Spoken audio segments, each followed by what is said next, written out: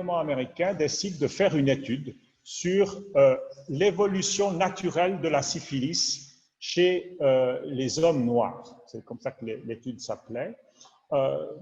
Pour vous expliquer, dans les années 30, on n'avait pas encore d'antibiotiques. On avait des traitements pour la syphilis qui étaient des traitements à base d'arsenic, de mercure, donc des traitements qui n'étaient pas sans effet secondaire. Et à juste titre, on se demandait si on ne faisait pas plus de mal que de bien en utilisant ce traitement. Pour le savoir, il fallait pouvoir savoir comment évoluait la maladie sans traitement. Donc la question au départ, elle n'était pas tout à fait idiote, c'est la manière de la traiter qui a été problématique. On a sélectionné une bourgade avec des ouvriers agricoles noirs, pourquoi ceux-là et pas d'autres? On en a pris 400 et on a constitué ce qu'on appelle une cohorte et on a suivi cette cohorte on pensait la suivre pendant plusieurs années jusqu'à ce que les personnes décèdent. Ce qui s'est passé, donc on part en disant on va pas les traiter, ils évoluent mieux que les personnes traitées. S'ils évoluent mieux que les personnes traitées ou moins bien. Le problème, c'est que quelques années plus tard, dans les années 40, apparaît la pénicilline. Et la pénicilline est très efficace pour traiter la syphilis. Qu'est-ce qu'on fait à ce moment-là? On se dit, finalement, c'est trop bête. On a cette cohorte, on a commencé à observer, et la pénicilline, d'une certaine manière, joue un rôle de trouble-fête. Elle vient perturber le beau schéma d'expérience qu'on avait fait. Donc, on se dit, ben, on ne va pas leur dire qu'il y a la pénicilline. Et on ne les informe pas, ni leur famille, qu'ils avaient la syphilis. Premièrement, on leur dit, vous êtes dans une étude X ou Y. On ne les informe pas qu'ils font l'objet d'une recherche. On ne les informe pas qu'il y a des alternatives à la prise en charge. On ne les informe pas qu'il y a des alternatives au traitement. Et on les a même empêchés d'être engagés dans l'armée américaine parce que la pénicilline a été au début utilisée essentiellement dans l'armée américaine, on était au moment de la guerre. On a évité qu'ils soient engagés dans l'armée pour éviter qu'ils sachent qu'il y a eu un traitement. Donc, vous voyez un peu la problématique. Ce scandale, parce que ça en a été un, est arrivé aux oreilles du grand public. Tout d'un coup, on s'est rendu compte, on s'est dit, qu'est-ce qu'on a fait là? Le public l'a appris plus tard, dans les années 70. L'étude, ces patients ont été gardés dans l'étude jusque dans les années 60, donc longtemps après l'arrivée d'un traitement possible. Et dans les années 70, un journaliste révèle l'affaire, avec d'autres affaires encore, et on se rend compte que, à partir d'une bonne intention, à partir d'une idée qu'on allait soigner les gens, qu'on allait faire avancer la science, on avait fait quelque chose de tout à fait inacceptable. Et c'est assez paradoxal parce qu'on est dans les années 60, on est très peu de temps après la Deuxième Guerre mondiale, on est très peu de temps après le procès de Nuremberg, et que les Américains qui sont assez prompts à séparer le monde en deux avaient bien dans leur tête séparé les méchants scientifiques nazis qu'on a condamnés à Nuremberg et les gentils, c'est nous. Et tout d'un coup, on se dit, bah, gentil, ok, mais peut-être pas tant que ça. Surtout que ce qu'on n'a pas su à l'époque et qu'on a su plus tard, c'est qu'on a fait la même étude au Guatemala, où là, on n'a pas pris des gens qui avaient naturellement la syphilis, on a infecté des populations d'Indiens dans la forêt amazonienne pour voir aussi ce qui se passait. Donc, une science là qui dérape. Et c'est à partir de cette prise de conscience qu'est née la bioéthique et que sont nés ce qu'on a appelé les principes de la bioéthique que très rapidement je vous détaille. Il y a des dérapages On a le procès de Nuremberg, mais on peut mettre Tuskegee, d'autres, hein, il y a eu d'autres situations graves aussi comme ça, un peu dans la même ligne.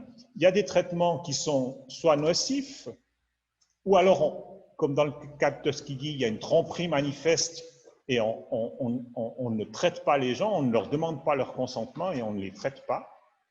Parfois, on fait un traitement qui a un effet néfaste. On fait une étude qui a un effet néfaste pour les gens, ici pour les gens de Tuskegee. Pour qui? Si je reviens un tout petit peu en arrière, regardez cette photo.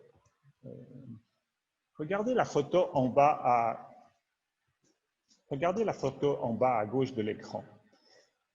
Les ouvriers, c'est des ouvriers agricoles. Et qui sont les soignants, hein? Les soignants sont blancs. Les infirmières, les médecins. Et on a pris conscience dans les années 70 que qui pilotait cette étude? C'était la middle class ou la classe aisée de Chicago, des États du Nord. Et qui allait bénéficier de ces nouvelles connaissances sur la syphilis? Probablement pas les braves noirs de Tuskegee, mais les gens des villes qui sont là en train de leur faire des prises de sang. Donc, on a une injustice sociale. Ce que je mets ici, il y a les effets néfastes pour les uns et les bénéfices pour les autres. Je vous laisse dans votre tête faire des connexions avec l'épidémie actuelle. Hein. Où est-ce qu'on teste les vaccins? Qui fait l'objet de recherche?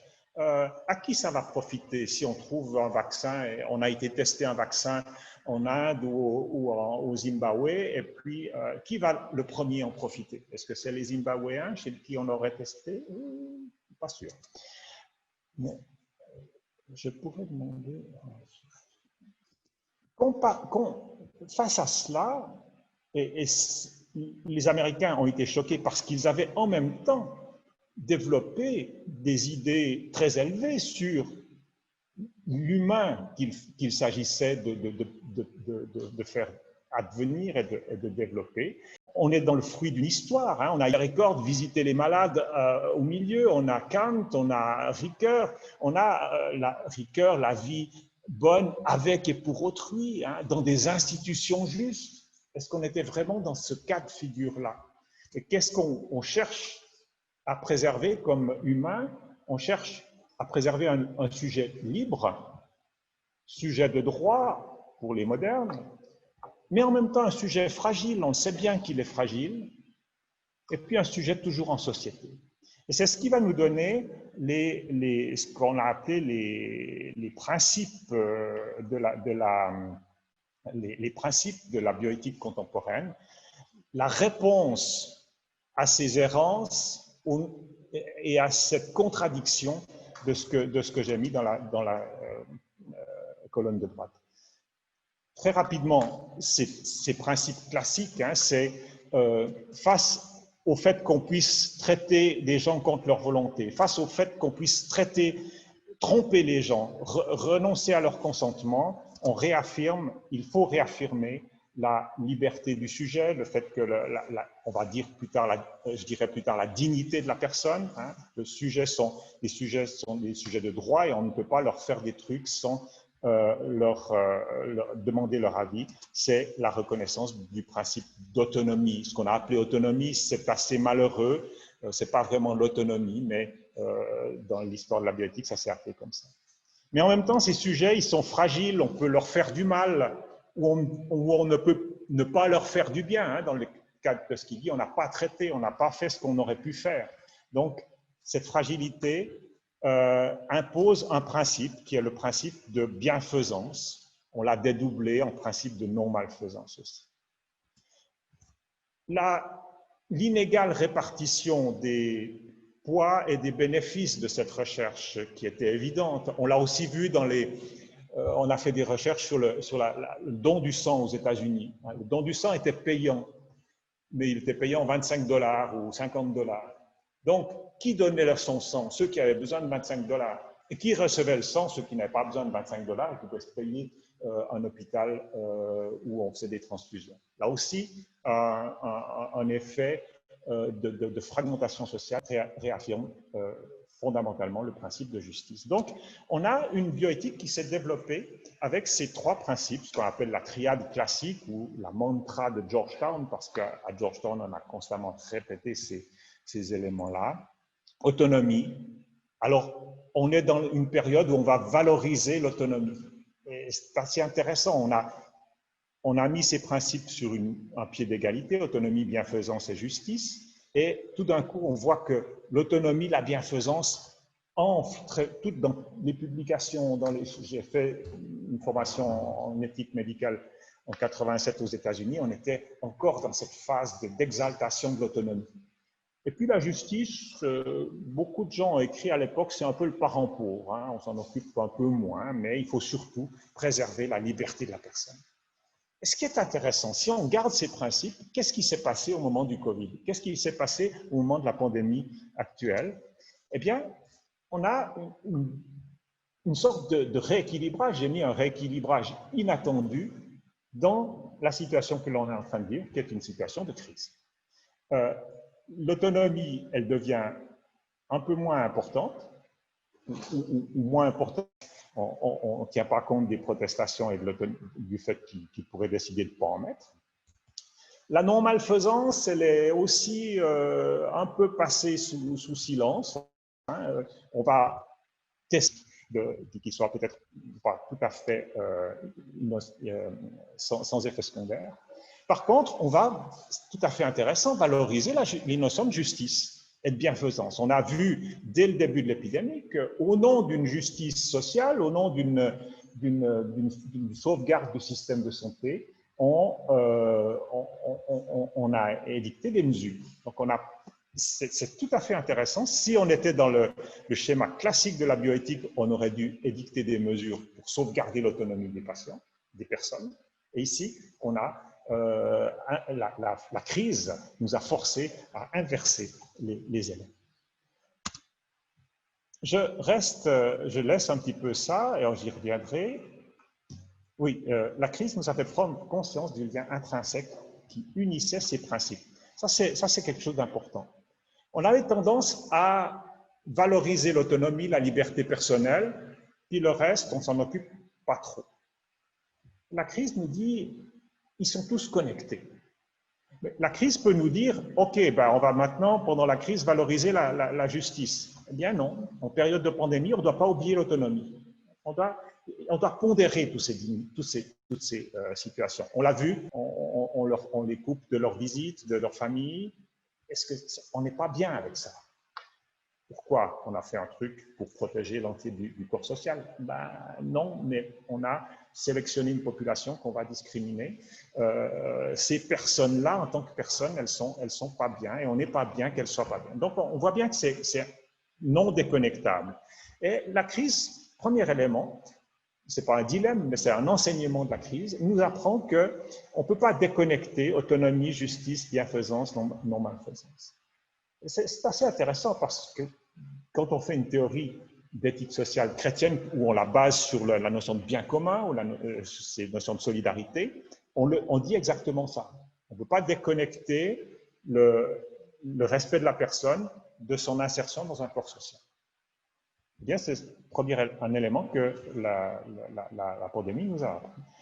Si je détaille un tout petit peu, je reprends, alors je vais aller un peu vite parce que le temps passe, mais pour vous montrer comment, dans une réflexion en éthique médicale actuellement, on peut travailler à partir de ces éléments.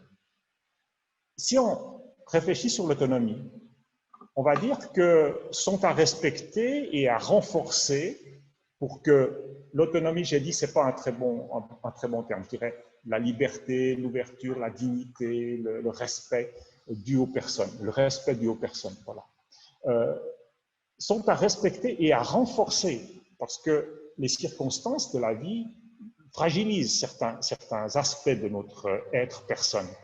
La dignité, l'intégrité. Alors bien sûr, c'est l'intégrité physique menacée par le virus, mais c'est aussi l'intégrité de la vie personnelle. L'intégrité d'une personne, c'est l'intégrité de cette personne dans une histoire. C'est l'intégrité, non pas d'une population, mais de chacun dans cette population. sont à respecter aussi la liberté décisionnelle. En éthique, on valorise la volonté décisionnelle. Et une manière d'agir, on l'a vu, hein, il y a différentes manières d'agir il y a eu différentes manières d'agir dans les différents pays qu'on a vu réagir à la pandémie. Il y a une manière, on pourrait dire à la chinoise, très autoritaire, où il n'y a pas de liberté décisionnelle. Voilà, c'est comme ça, on vous impose des situations. Il y a une manière à la française, on vous empêche de sortir si vous n'avez pas votre papier. Et puis, peut-être la manière suisse s'approche un tout petit peu mieux d'une éthique respectueuse. Je crois qu'il y a des critiques à faire sur notre manière de fonctionner, sur tous les pays. Mais l'idée que par l'information, en donnant aux personnes les éléments de réflexion, on va les rendre responsables, les responsabiliser, donc valoriser leur liberté décisionnelle. Pour être une personne, il faut des liens sociaux. Là, j'ai parlé des EMS, ça a été une grande leçon. On a pensé qu'il suffisait d'enfermer les gens dans leur chambre pour éviter qu'ils transmettent le virus. Et qu'est-ce qu'on a vu? Qu'on coupait les liens sociaux. Qu'est-ce que c'est qu'une personne âgée son identité, c'est aussi ses liens sociaux, mais l'identité de ses enfants, c'est aussi d'être en lien avec. Donc, là, on a fait des dégâts et je ne sais pas si dans la deuxième vague qui arrive, on est prêt à mieux réagir. Les liens sociaux signifiants. La spiritualité. On a aussi vu, en particulier dans les EMS, mais aussi dans les établissements de soins, pas toujours, pas partout, mais dans de nombreux établissements de soins, les aumôniers ont été évacués. L'accompagnement spirituel a été, c'est pas un problème, c'est comme si c'était un luxe, un extra qu'on pouvait se permettre en temps normal, mais qu'une fois que les choses deviennent sérieuses, on va relever. Ce que j'ai mis sur la colonne de droite, je vais passer un peu plus vite, mais retenez cette idée que, et ça, je trouve tout à fait intéressant, la pandémie nous l'a appris. Face à une médecine, à une manière de réagir où on se centrait sur le patient, c'est comme si on prenait le patient hors de sa sphère habituelle et qu'on l'isolait pour le soigner. On a appris que le patient n'est pas seul. Le patient n'est pas seul, le malade n'est pas seul. Le monde n'est pas séparé entre malades dont on s'occupe et puis les bien portants. Tout le monde est menacé par ce virus. Les soignants peuvent devenir malades, les malades qui ont été soignés guérissent, ils réintègrent le corps social, quel est leur statut, ils ont une immunité, pas d'immunité. On a eu un mélange et ça nous a appris que le patient n'est jamais seul. Il est toujours en connexion et qu'il n'y a pas dans le monde des patients d'un côté et des soignants de l'autre et que la frontière entre eux est tout à fait étanche.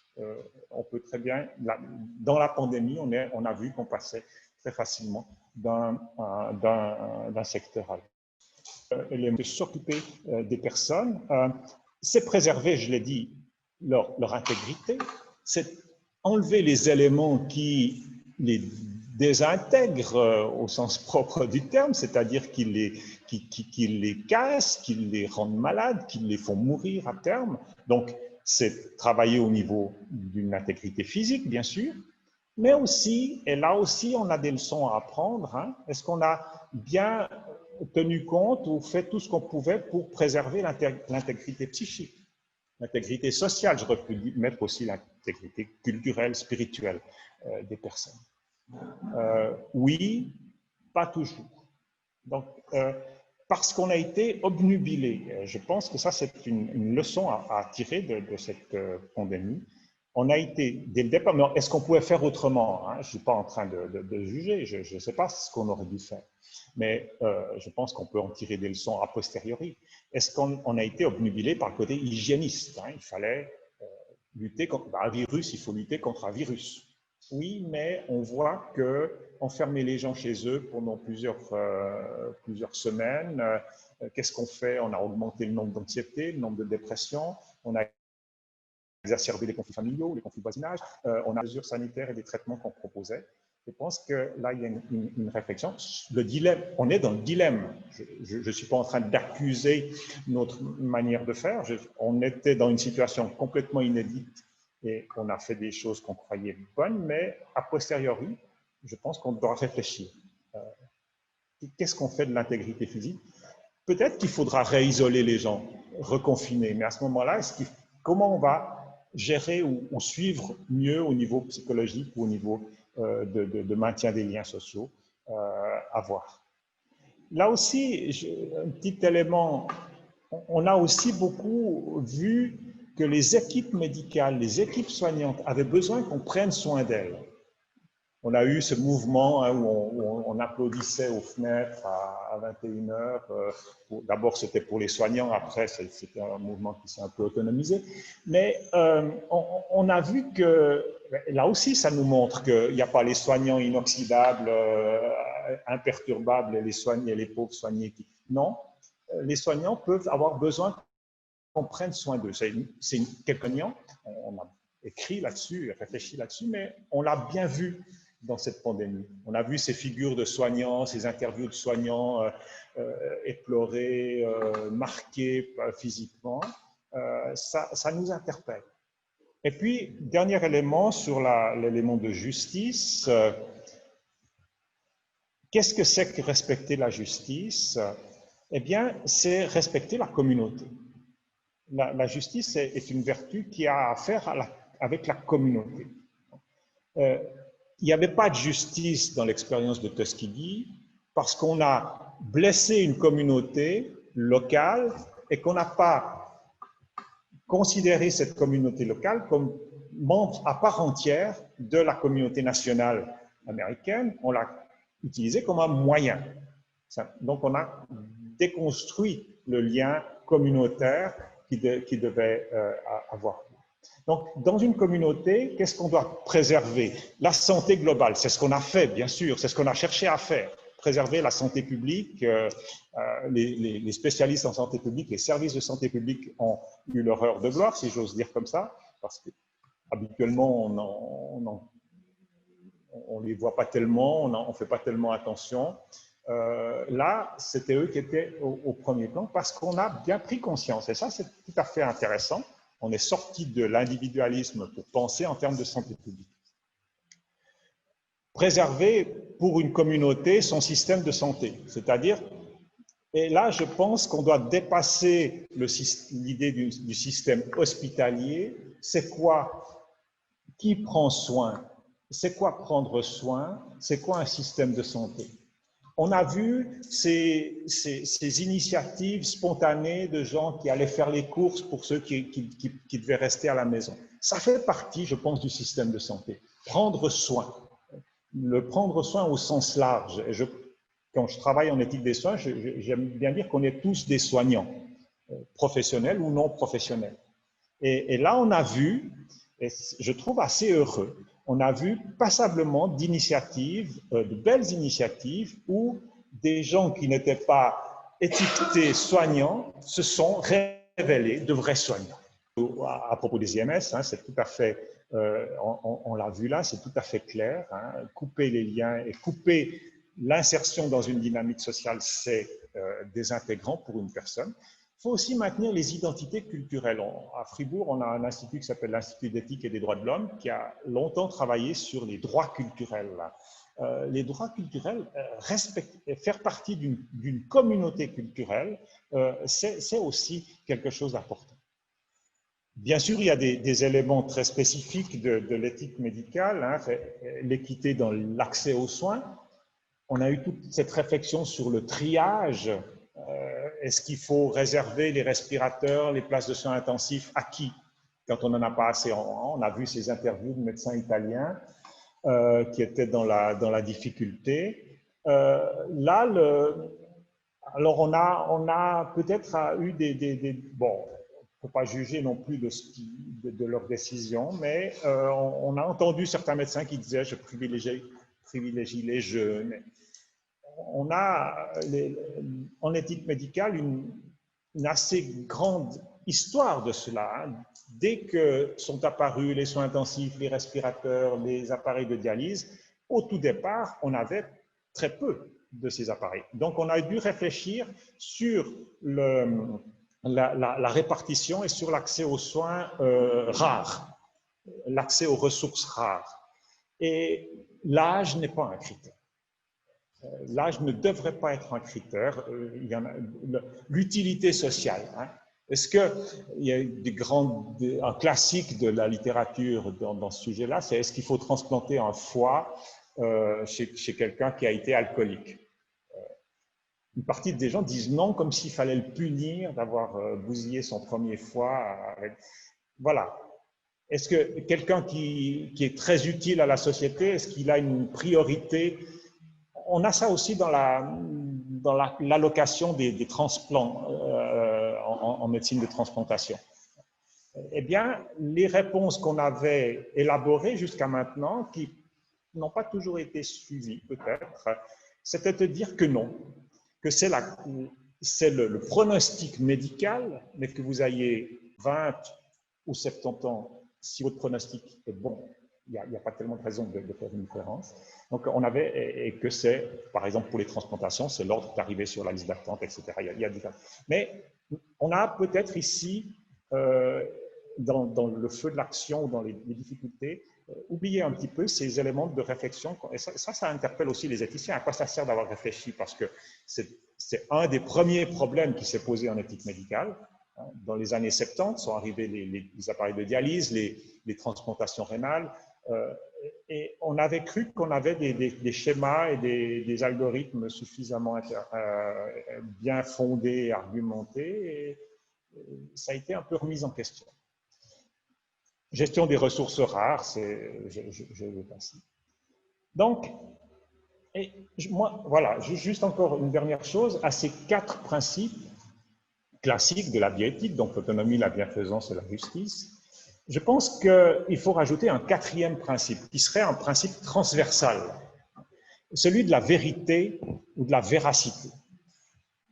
On a vu ça, un des éléments de cette crise, que cette crise nous a montré, c'est la notion de communication, l'importance de la communication.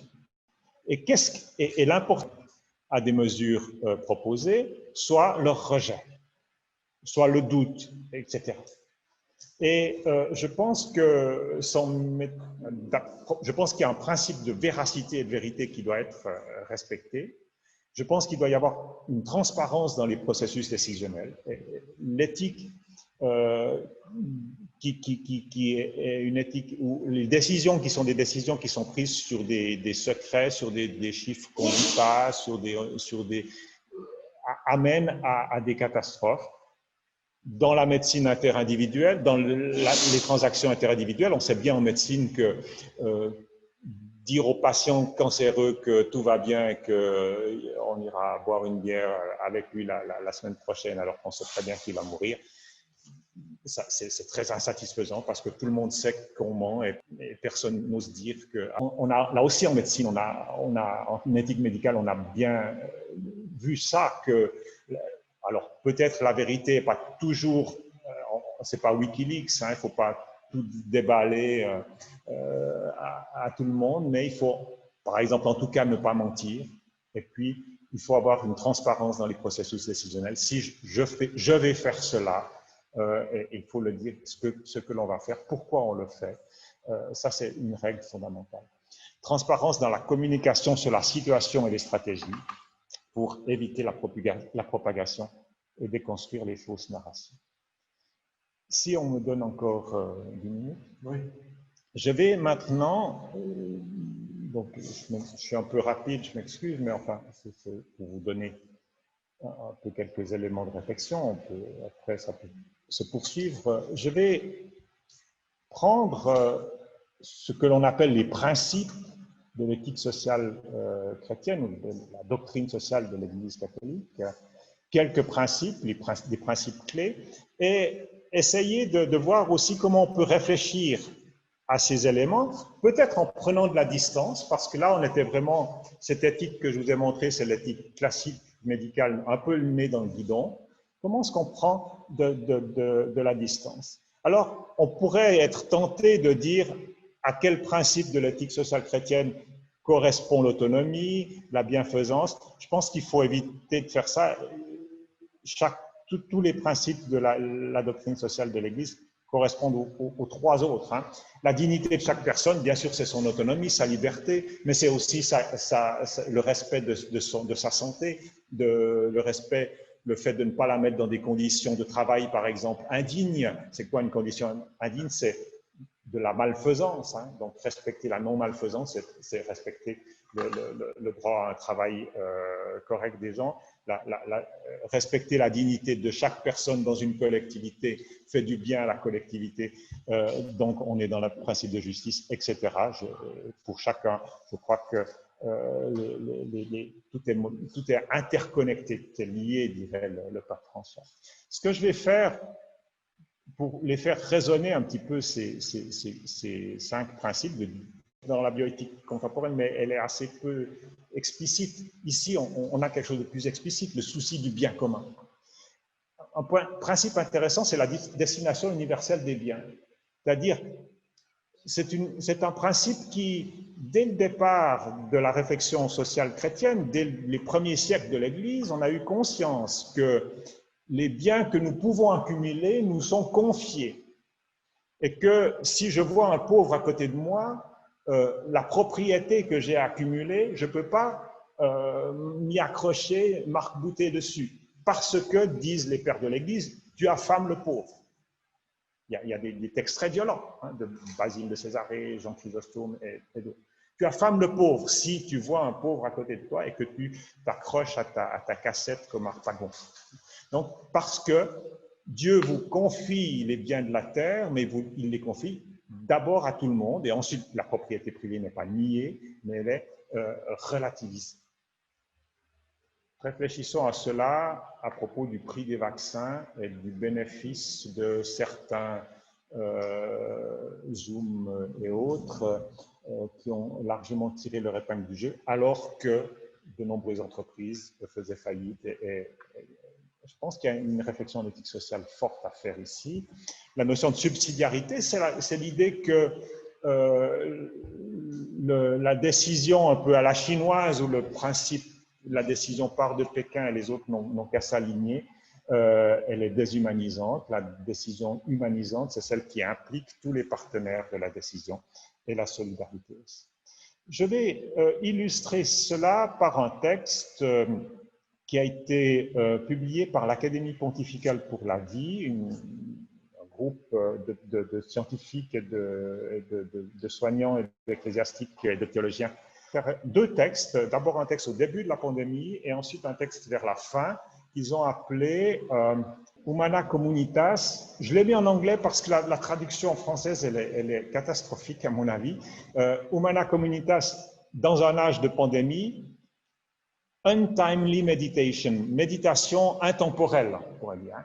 Les Français ils ont traduit méditation intempestive. Je ne vois pas pourquoi ce intempestif arrive là. Ça ne me plaît pas du tout. C'est untimely, c'est des médications, c'est pas juste pour maintenant, c'est une méditation sur la renaissance de la vie. C'est très beau comme terme, hein, la renaissance de la vie. C'est-à-dire, qu'est-ce qu'on fait après avoir fait ce que je viens de décrire? Qu'est-ce qu'on fait après la pandémie? Je vais aller assez vite. Ce texte est d'une dizaine de pages, vous le trouvez sur Internet, sur le site du Vatican, vous pouvez le lire. Juste peut-être des éléments qui m'ont interpellé.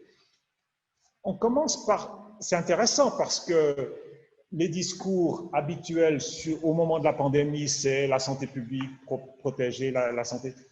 Là, on commence sur notre vie est fragile. Et puis, elle n'est peut-être pas si stable qu'on croyait. Et puis, une vie fragile qui peut nous être reprise, ça veut dire qu'au départ, elle nous est donnée. Ça, c'est une constante de l'anthropologie chrétienne. C'est que ma vie, je ne la produis pas de moi-même, je la reçois. Donc, Et puis la vie prise, la vie donnée. Vous connaissez Job, hein, le Seigneur a donné, le Seigneur a repris. La leçon de la fragilité. La fragilité est universelle, dit. Et ce texte est intéressant parce que c'est un texte qui cherche à prendre de la hauteur et qui cherche à avoir un regard universel. Et il n'y a pas le monde libre, le monde occidental libre, développé, et puis les pauvres groupes qui n'ont pas encore réussi. Ce texte dit, ben, notre liberté qu'on croyait, dont on était si fiers, c'est une liberté blessée. Elle est à la merci d'un petit virus, et puis ça ne se passe pas très bien. Donc on doit prendre conscience de nos vies. Même si on croyait, je pense que ce virus va laisser des traces aussi importantes dans cette idée d'un progrès de la science et que finalement, est-ce qu'on n'a pas été pris au dépourvu parce qu'on pensait qu'on trouverait bien le truc pour réagir? Et ça fait quand même maintenant 6 mois au moins, et on n'a pas encore trouvé le truc. Et là, on est un peu étonné. Ben, on croyait qu'on trouverait plus vite que ça. Eh ben non. On n'est pas tout puissant, on n'est pas tout maîtrisant. Car l'évidence, ce que je mets en violet, c'est les citations du texte, car l'évidence douloureuse de la fragilité. Peut-être un dilemme aussi là. Hein. Qu'est-ce qu'on fait de cette évidence douloureuse? Alors on pose les plaques, on dit on ne peut plus rien faire. Si on ne peut pas tout faire, on ne peut plus rien faire. Ben non, c'est peut-être plus ingrat, il faut trouver son chemin dans l'entre-deux, hein, d'une fragilité avec laquelle on doit travailler, mais que l'on ne peut pas complètement maîtriser. L'évidence douloureuse de la fragilité de la vie peut aussi renouveler notre conscience de sa nature donnée. Peut-être que penser la vie donnée, ça change les choses ici. Prise de conscience, ça c'est ma traduction, mais c'est un peu ce qu'il... Enfin, on est dans les thématiques de Laudato Si du pape François. Hein.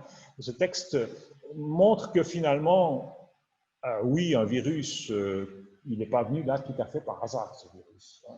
On a déforesté, on a ramassé des pangolins en Afrique pour les amener en Chine, on a voyagé, on a fait de la mondialisation, on a transféré des trucs d'un côté à l'autre, on a ébranlé la capacité de résistance de la planète. Donc notre capacité de nuisance, on devrait en prendre conscience. Là, je mets une citation un petit peu plus longue.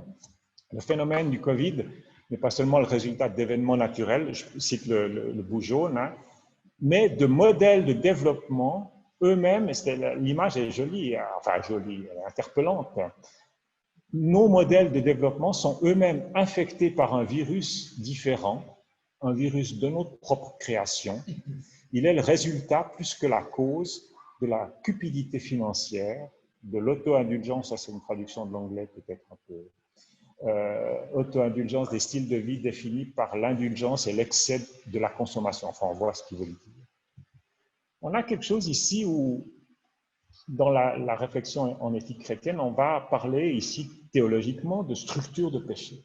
C'est-à-dire, et le texte est intéressant, de notre propre création. On s'est créé des structures qui sont gouvernées par la cupidité, par la volonté d'appropriation du monde, par la volonté de marginalisation de ceux qui nous gênent dans cette appropriation. C'est ce qu'on appelle une structure de péché. Ce n'est pas une société qui pêche par elle-même, mais une société qui construit une structure où les personnes individuelles, avec leur volonté, avec leurs décisions, vont prendre des décisions qui perpétuent cet élément. Dernière phrase ici que j'ai soulignée, il faut reconnaître que nous habitons sur cette terre en tant que gardiens. On revient ici à l'injonction du livre de la Genèse, Dieu plaça l'homme dans le jardin pour le cultiver et le garder. Voilà notre mission sur la terre, la cultiver et la garder. Oui. Reconnaître, on n'a pas toujours fait ça, hein, et non pas en tant que maître et seigneur. Je vais avancer un petit peu. Interdépendance et la leçon de la vulnérabilité commune. Peut-être juste, on est tous ensemble, tout est lié, disait le pape François, dans Laudato Si. Nous prétendions à la solitude monadique. Hein. La monade, c'est la boule qui se tient tout seul, la personne qui se tient tout seul, qui n'a pas besoin des autres. Nos prétentions à la solitude monadique ont des pieds d'argile. Eh bien, je me débrouille tout seul. Qu'est-ce qu'on fait en cas de pandémie? On se débrouille tout seul. Alors, ce texte est intéressant parce qu'il fait toujours le passage de l'individuel au collectif. Est-ce qu'il y a des pays qui peuvent se débrouiller tout seuls? Donc, ils disent, y compris au niveau international, au niveau mondial. Et ce rouge pense que oui, nous, on va mieux réussir que les autres. J'ai mis ici le sigle de la pandémie de l'OMS. Je pense que le texte de l'Académie pontificale pour la vie réinsiste sur la nécessité de l'OMS et la nécessité d'une coopération mondiale pour cela. La vulnérabilité commune exige également une coopération internationale et la prise de conscience qu'une pandémie ne peut être maintenue sans une infrastructure médicale adéquate qui soit accessible à tous au niveau mondial. Il faut réfléchir à ça, surtout quand on va arriver dans la phase des vaccins. On va, malheureusement, on était parti avec l'idée que le vaccin devrait être disponible pour tout le monde et on est en train de virer à la compétition internationale de qui aura le plus de doses de vaccin. Et ça, ce texte le dénonce de manière assez forte et je trouve que c'est tout à fait intéressant. Mais qu'est-ce qu'on fait après? Je terminerai par là. Qu'est-ce qu'on fait après? La renaissance de la vie et l'appel à la conversion, c'est un texte de l'Académie pontificale pour la vie. Elle va ouvrir une vision. Cette crise nous fait office de révélateur.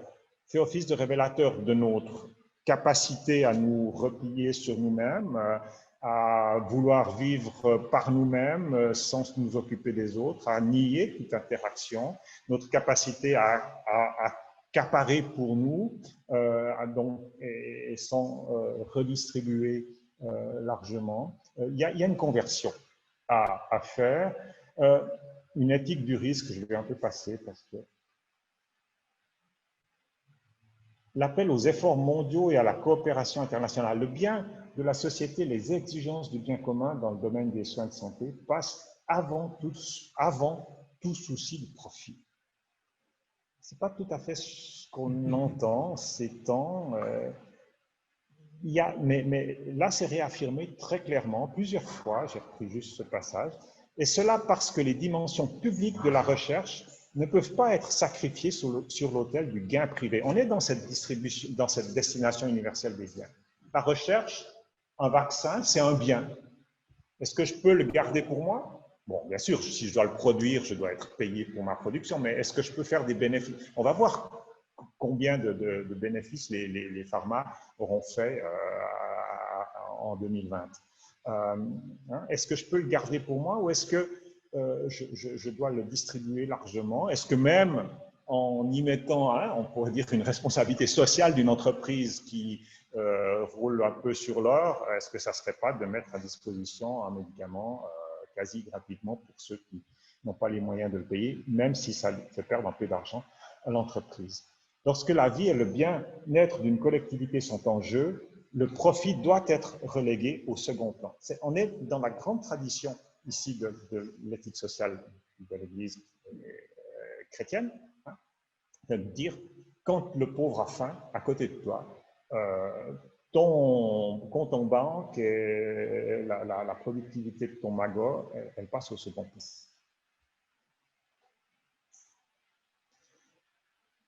Je vais passer ça. Je termine par quelque chose qui me semble tout à fait intéressant. Il y a des dilemmes, je les ai évoqués. Il y a des dilemmes, il y a des questions éthiques, il y a des réponses qu'on essaye d'apporter, mais il y a quelque chose qui est fondamental en éthique, que ce soit en éthique chrétienne ou en éthique séculière, mais je pense que dans l'éthique chrétienne, il y a quelque chose de spécial, c'est l'imagination et la proposition créative. Une éthique n'est jamais fermée. Une éthique est toujours ouverte parce que le monde est infiniment complexe et il n'y a pas de réponse. Aristote déjà disait on ne peut pas faire de l'éthique comme on fait de la géométrie. On n'aura jamais le même type de certitude en éthique qu'on l'a en mathématiques ou en géométrie, parce que l'éthique, c'est la science des choses infiniment complexes. Alors, il faut imaginer, il faut ouvrir l'imagination, et le texte de l'Académie pontificale pour la vie le dit. Il est temps d'imaginer et de mettre en œuvre un projet de coexistence humaine qui soit en mesure de permettre un avenir meilleur pour chacun d'entre nous. Je pense qu'il faut le faire, mais est-ce qu'on le fait? Est-ce vers la fin du confinement, avant la fin du confinement, on avait un espoir qu'on allait faire quelque chose, on n'allait en tout cas pas revenir à la situation d'avant. Est-ce qu'on a réussi? Est-ce qu'on a imaginé ce que c'est que le monde d'après? Je vous pose la question. Et en termes de réflexion chrétienne, la dernière réflexion qui est tirée du premier texte du 30 mars, toute forme de sollicitude, toute expression de bienveillance est une victoire du ressuscité. Je vous laisse avec ça. On est au-delà de l'éthique, mais on est dans l'éthique en plein. Qu'est-ce que c'est que respecter la dignité de l'autre? C'est Matthieu 25. C'est ce bien que tu fais au plus petit, c'est à moi que tu le fais. Et quand tu le fais, c'est une victoire du ressuscité. Je trouve cette formule extrêmement heureuse ici de l'Académie pontificale pour la vie. Voilà, merci. Excusez-moi d'avoir été un petit peu plus long. Merci Thierry Collot pour cette présentation. Moi, je retiens le prendre soin de nous-mêmes, de nos liens sociaux, de notre fragilité dans un monde où nous n'avons pas la maîtrise. Voilà. Alors, la parole est à vous. J'ai déjà une question pour vous, Thierry. C'est je ne sais pas si tu arrives à voir directement la question, elle est même du père jésuite Étienne Perrault, qui remercie pour cette excellente présentation et il demande: existe-t-il des procédures décisionnelles pour trancher les dilemmes aux 3 niveaux, politique, professionnel et personnel, voire familial? Vaste question. Alors, en général, quand je donne un cours sur l'éthique et la méthodologie éthique, je résiste aux procédures décisionnelles. J'en donne quand même une, puis je l'appelle autrement, mais je viens de la médecine où je pense qu'on a été un peu trop marqué par la mentalité algorithmique, c'est-à-dire où on a des procédures diagnostiques, de traitement, et puis on est dans ces algorithmes. Si ça marche, on va aussi, là ça marche pas, on passe à la branche. Et en éthique médicale, on a voulu souvent, plusieurs fois, adapter cela. On a des grilles de résolution de cas. Et, je pense que l'éthique, elle est une progression, elle est un cheminement, elle se fait par petits pas. Donc moi, j'ai quand même fait une grille de résolution de cas parce que pourquoi que les autres en font et pas moi. Donc que je montre à mes étudiants, mais je l'ai appelé itinéraire pour avancer dans un chemin difficile. Et je pense que c'est un peu ça, on pose des pas. Alors ça relativise un petit peu l'idée d'une procédure décisionnelle où on arrive à une bifurcation et puis il faut absolument savoir si on va à gauche ou à droite. Oui et non. Oui, parce que bien sûr on prend des décisions, et puis non, parce qu'on prend des décisions mais qui sont constamment à reprendre et à corriger, adapter, comme quand on marche. Peut-être un des pas qu'on fait, parce qu'on a dû éviter une racine, on a dû éviter une pierre, un gros rocher quand on marche en forêt, nous dévie un petit peu, puis après on revient. Donc voilà. Maintenant, pour répondre plus précisément à la question, au niveau médical, au niveau décisionnel, en termes de santé publique, on a bien sûr des procédures. Par exemple, on a une procédure des procédures de la société suisse de médecine intensive qui a fait des procédures très bien faites et très utiles pour les critères d'admission aux soins intensifs, justement, qui essayaient de casser une espèce d'intuition que les vieux, on ne va pas les mettre, et puis les jeunes, on va les mettre, de rappeler ces principes que c'est la condition médicale, c'est le pronostic, qui sont déterminants, beaucoup plus que, par exemple, des critères comme l'âge ou la beauté physique ou l'utilité sociale. Donc, oui, il y a quelques procédures comme cela. Les établissements pour personnes âgées ont mis sur pied des procédures pour qu'est-ce qu'on fait quand une personne âgée a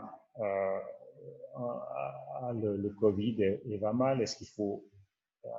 C'est toujours un entre-deux. Hein? On est tenté de toujours hospitaliser, ce n'est pas forcément une bonne idée, ou de jamais hospitaliser, ce qui n'est pas forcément une bonne idée non plus. Donc, comment se trouver son chemin? Là, il y a quelques procédures qui ont été mises en place.